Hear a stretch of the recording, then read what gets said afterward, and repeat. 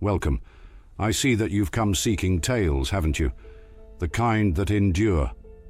Mythic tales with weight, with consequence. Tales that echo beneath the foundation of history. Today, we begin with a name you may have heard before, but mere names often outlive their meaning. And this name, Hercules, was forged in divine fire and tempered by tribulation. He was born not to serve the gods, but to challenge them, not to follow the beaten path, but to shatter it beneath his feet. And so we begin not with triumph, but with deception. Alcmene, princess of Mycenae, was a woman of rare devotion, loyal to her husband, Amphitryon, reverent to the gods, anchored in the quiet rituals of mortal life. But the gods are not restrained by reverence. They are not bound by vows.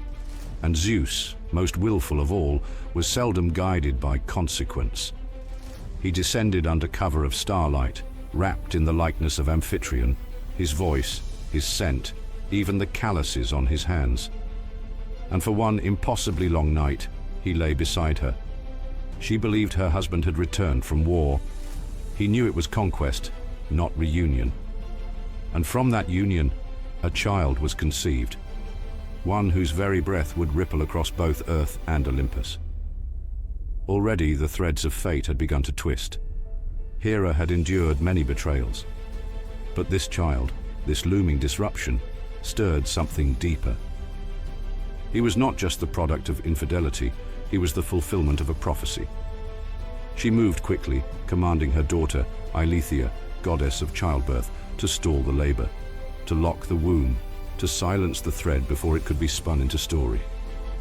If the child never drew breath, the tale would end in silence. But fate is never so easily outwitted. A servant girl named Galanthis understood what others did not. Sometimes the only way to move the heavens is to deceive them. She cried out, "The child is born!" Eileithyia gasped. Her posture broke, her spell unraveled in an instant.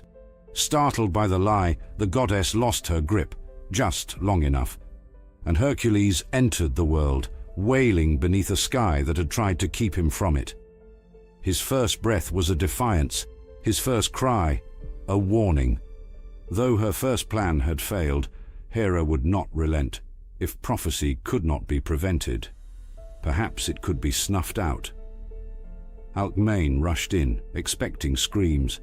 Instead, she found her son alive, and the divine assassins dead. After that night, the household no longer whispered of a child. They spoke of something greater, a force unshaped, a power unasked for, but undeniable. Strength came quickly, but strength without restraint is no blessing. He was feared, mishandled, and even his lessons, meant to refine, left scars. He was born to be mighty, but no one had taught him how to be human.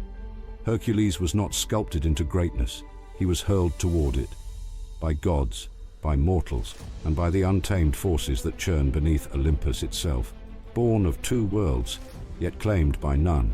Each step he takes from here is paved in sorrow and shaped by wrath.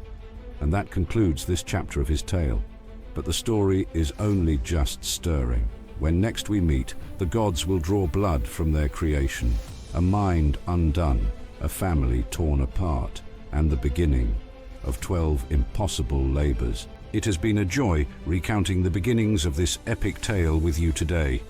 Until our paths cross again in the realm of myths and legends, remember to stay curious, stay inspired, keep exploring, and may your journey be as enriching as the timeless tale of Hercules, hero of heroes.